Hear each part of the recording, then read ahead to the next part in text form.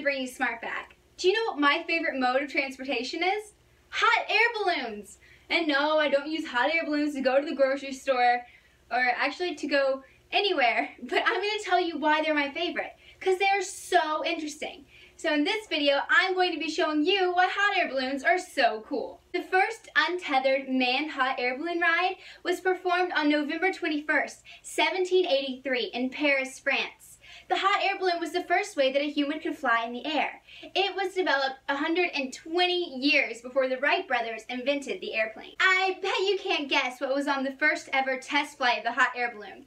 If you guess a sheep, a duck, and a rooster, then you're right. But why are these farm animals testing out the hot air balloon?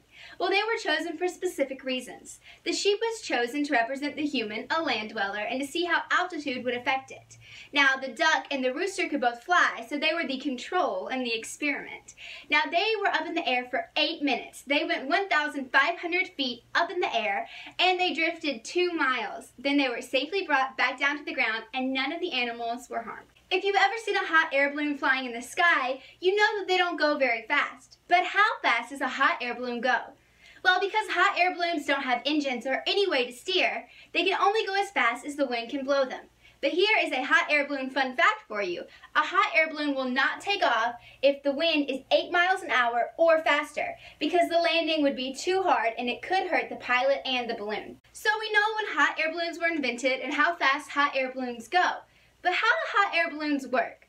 Well, before we can talk about that, we need to know the 3 parts of a hot air balloon. First off is the balloon part, and that is called an envelope. Then we have the wicker basket, and then there's a thing called a burner, which is what releases the hot air. Now, the envelope is made out of a material called nylon, and the bottom opening is made out of a heat-resistant material, so that the burner doesn't burn the fabric. Here's how it works. The envelope has a huge bubble of air in it.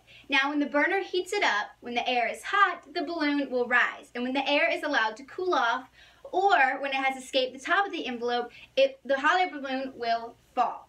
Now, because heat, hot air, is less dense than the air outside the balloon, it allows the balloon to float up into the sky.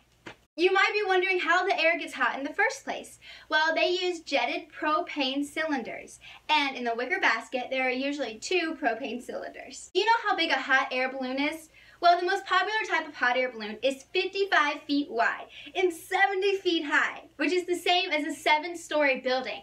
And in the basket, they can carry 3 to 4 people. Did you know that hot air balloons were used in war, just like drones are today? The first ever hot air balloon used in war was in 1794 during the French Revolution, and they were used to spot out the enemy and to see where they were from an aerial perspective. They were also used in the American Civil War. Established by Abraham Lincoln was the Balloon Corps, which was a fleet of 7 hot air balloons that would spy on the enemy from an aerial view as well. And they could also see the enemy for up to 15 miles away, which is a huge deal. Hot air balloons aren't just a cool mode of transportation. They're also very pretty to watch, and hundreds of people go to hot air balloon festivals every year.